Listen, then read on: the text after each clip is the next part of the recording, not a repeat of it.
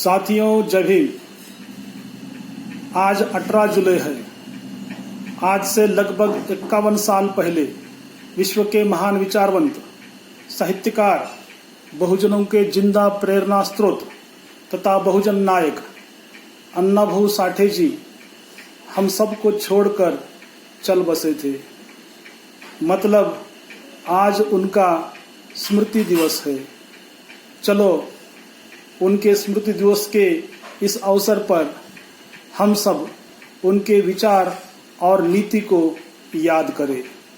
कहा जाता है कि कुछ महात्मा अपने नाशवान शरीर के साथ इस सृष्टि को छोड़ तो जाते हैं, लेकिन संपूर्ण जीवन में, अपने संपूर्ण जीवन काल में समेटे अपने बहुमूल्य विचारों की महक सारे मानव जाति के हितों के लिए यही छोड़ जाते हैं, जो आने वाले पीढ़ी के लिए सुखकर सुखमय जीवन बनाने के लिए मार्गदर्शक साबित हो सकती है।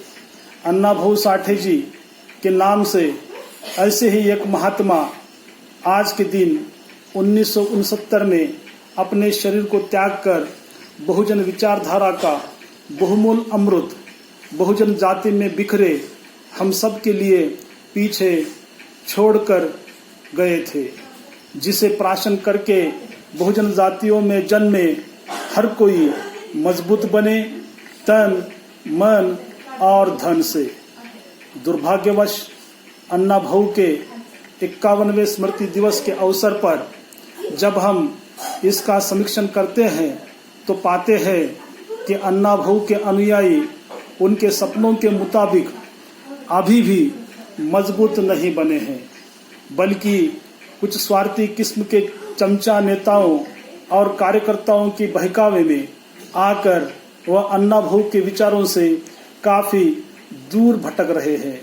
अन्नाभाऊ चाहते थे कि इस भारत में जन्मे हर किसी को कुदरती न्याय के हिसाब से सृष्टि के हर संसाधनों पर समान अधिकार मिले। धन, जमीन, संपत्ति के उपभोग का अधिकार हर किसी को समान रूप से मिले। सामाजिक या आर्थिक स्तर पर ना कोई ऊंचा हो या ना कोई नीचा।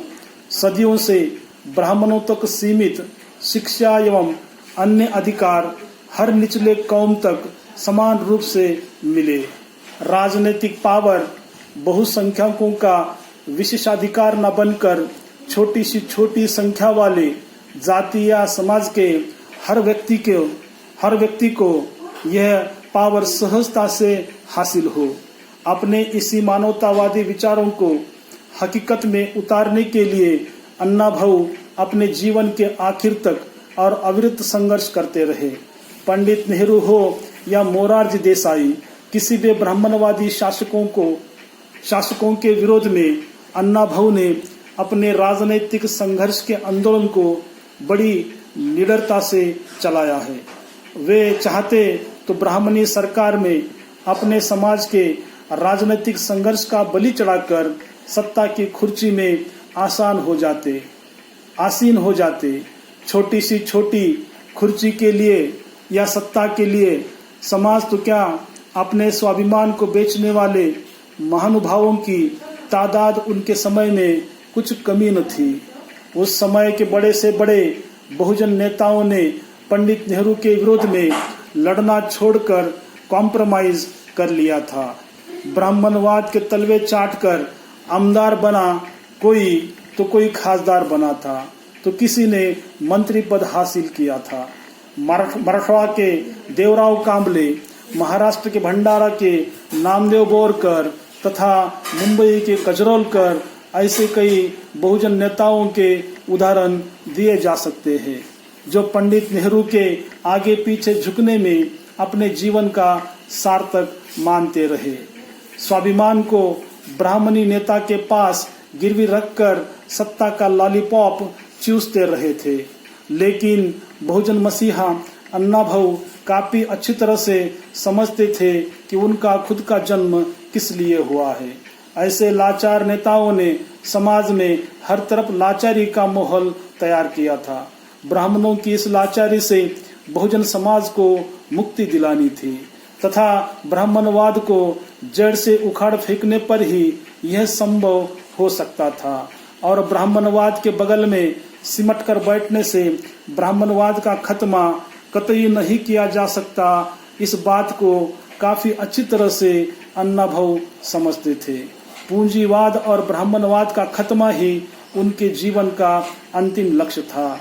इसलिए हजारों तकलीफों को सहते हुए वे अखंड जीवन भर ब्राह्मणी सत्ता के खिलाफ जूझते रहे, संघर्ष करते रहे।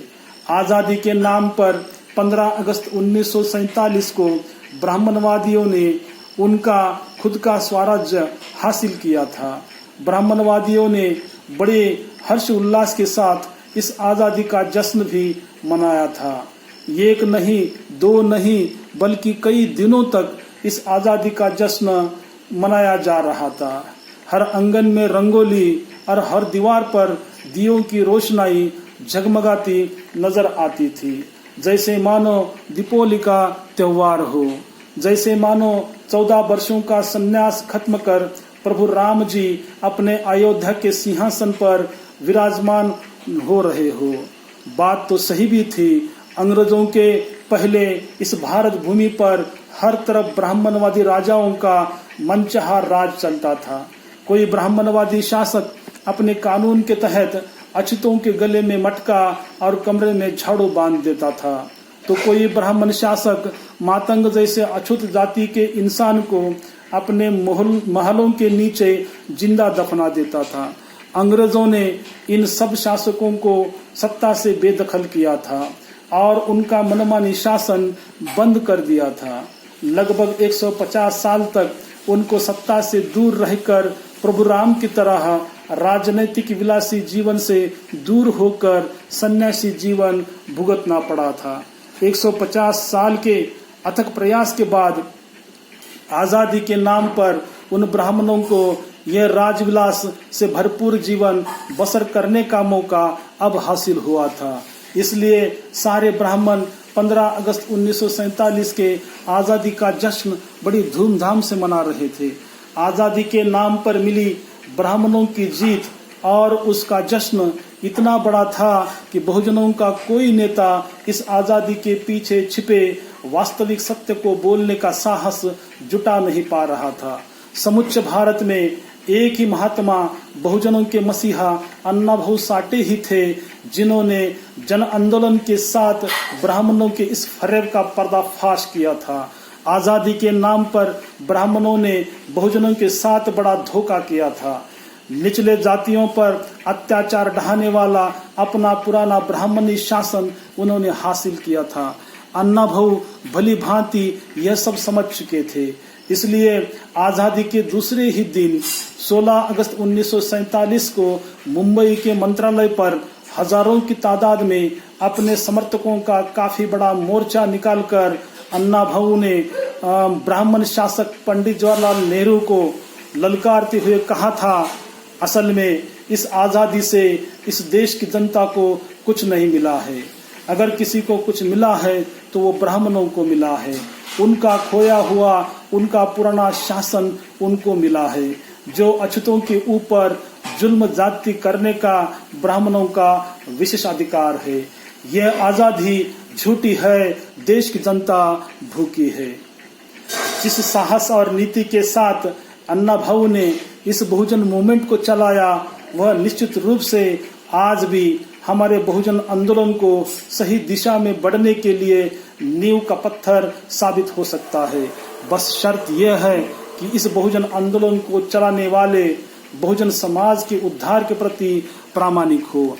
बहुजन मसीहा अन्नाभाऊ के नीति और दिखाए रास्ते पर चलकर बहुजनों का उद्धार निश्चित रूप से हो सकता है और बहुजनों के उद्धार के साथ ही भारत का विश्व में महासत्ता होना निश्चित रूप से संभव है।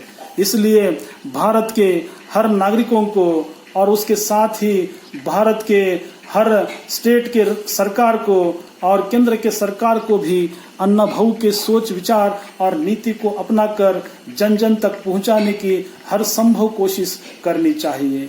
लेकिन दुर्भाग्यवश कांग्रेस और भाजपा जैसी सवर्णों की नेतृत्व में चल रही सारी पार्टियों की सरकारें बहुजन समाज में जन्मे महापुरुषों के सोच विचारों को अछूत मानती रही है। इस विचारों को प्रचार प्रसार में और इन महापुरुषों के मान सम्मान में हमेशा दोगली नीतियों का इस्तेमाल करती आ रही है।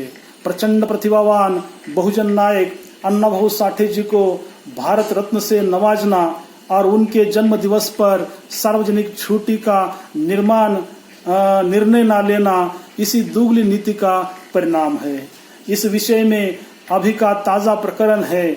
महाराष्ट्र के विधानसभा के अध्यक्ष तथा कांग्रेस के बड़े नेता मुख्यमंत्री ठाकरे जी से अपना अन्ना भाऊ साठे जी को भारत रत्न से नवाजने की मांग करने का पत्र जारी कर रहे हैं। नानाजी पटोले विधानसभा का अध्यक्ष इस तरह का पत्र महाराष्ट्र के मुख्यमंत्री उद्धव जी ठाकरे जी को व्यक्तिगत स्वरूप से दे रहे हैं।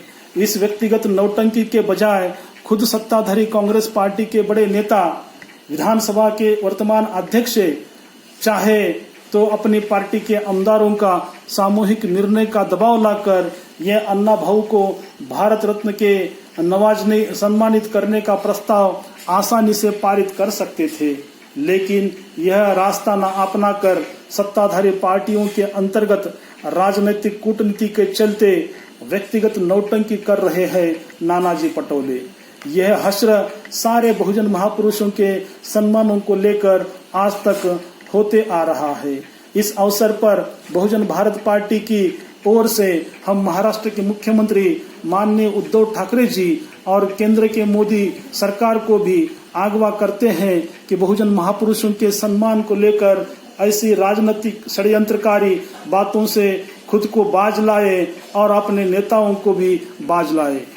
साथ ही साथ बहुजन मसीहा अन्ना भाऊ साठे जी को उनके जन्म शताब्दी के महोत्सव के अवसर पर भारत रत्न से सम्मानित कर उनके सोच विचार और नीतियों का सम्मान करे। सच तो यह है कि ऐसा निर्णय हमेशा अपनी पार्टी के वोट बैंक को मजबूत करने के लिए ही कांग्रेस तथा भारतीय जनता पार्टी के नेतृत्व में चल रही सरकारों ने आज तक लिए हैं। ऐसे राजनैतिक जरूरत के हिसाब से दिए मान सम्मान तथा पूजा अर्चा से यह कतई नहीं कहा जा सकता कि यह सवर्णों के नेतृत्व वाली पार्टियां इन बहुजन महापुरुषों के विचारों का सही मायने में अनुनय कर रही है। जबकि भी कोई सरकार बहुजन महापुरुषों के नीतियों पर चलते नजर आएगी तभी उन महापुरुषों का सही सम्मान हो रहा है, ऐसा निसंकोच कहा जा सकता है। और इतिहास गवाह है कि बहुजन महापुरुषों के नाम पर आज तक कांग्रेस और भाजपा ने सिर्फ और सिर्फ घिनौनी राजनीति के अलावा कुछ नहीं किया है। और अगर ऐसा न होकर किसी ने बहुजन महापुरुषों के सोच विचार पर सरकारें चलाई होती तो आज पूरे भारत में पूरे विश्व में भारत निसंदेह ही नेतृत्व करता नजर आता। सच तो यह भी है कि जिस बाप के बेटे लायक होते हैं उसी बाप की इज्जत होती है। अन्ना भाऊ के सम्मान में अगर कुछ कमी नजर आती है तो वह सवर्णों की पार्टियां भाजपा और कांग्रेस, राष्ट्रवादी और शिवसेना के माध्यम से चलाए जा रही सरकारों की वजह से बिल्कुल ही नहीं। बहुजनों की प्रताड़ना तो इन पार्टियों का स्वभाव धर्म है। महापुरुषों के सम्मान का असली जिम्मा तो उनके अपने बहुजन बेटों के कांधों पर जाता है। बहुजन समाज के अलग अलग जाति में बिखरे ये सारे बेटे अभी उस लायक नहीं बने हैं कि वह भारत पर अपनी बहुजन विचारों की सरकार प्रस्थापित करे। इस अवसर पर हम सब शपथ ले कि हम अपने बाप के सम्मान की खातिर अपनी खुद की बहुजनों की सरकार प्रस्थापित करने हेतु खुद को तैयार करें। बहुजन भारत पार्टी खुद को इस अभिवचन से कटिबद्ध करती है। पार्टी का हर कार्यकर्ता सदैव अन्ना भाऊ के त्याग, समर्पण और नीति के रास्तों पर चलकर ही अपने सपनों का भारत, उनके सपनों का भारत बनाने की कोशिश करता रहेगा। बहुजन नायक अन्ना भाऊ साठे जी ने अपने वास्तव जीवन संघर्ष से यही सीख दी है कि कठिन परिस्थितियों का सामने झुकने के बजाय उस परिस्थिति पर सवार होते हमें आगे चलना है। अपने कृतिशील जीवन पद्धति से और अपने अजरामर प्रतिभाशाली साहित्य निर्मिति से अन्ना भाऊ ने बार बार यही संदेश दिया है कि हमें रोने वाले, मांगने वाले या गिड़गिड़ाने वाले ना बनते हुए हमें लड़ने वाले और संघर्षशील बनना जरूरी है। मांगने वाले समाज के बजाय हमें देने वाले समाज का निर्माण करना है। बहुजन भारत पार्टी के निष्ठावान पदाधिकारी, कार्यकर्ता और समर्थकों के नाते चलो आज एक शपथ ले कि हम सब मिलकर अन्ना भाऊ के नीति पर चलने वाला बहुजन समाज तैयार करें। इस कार्य में हम न थके न रुके। अन्ना भाऊ के सोच का संगठन और फिर समाज के निर्माण के लिए अविरत जीवन भर संगठित संघर्ष करते रहे, समर्पित रहे। इन्हीं शब्दों के साथ मैं आज बहुजन नायक अन्ना भाऊ साठे जी के स्मृति दिवस के अवसर पर उनके स्मृति को मैं कोटि कोटि अभिवादन करता हूँ। जय भीम, जय लहू जी, जय भारत। धन्यवाद।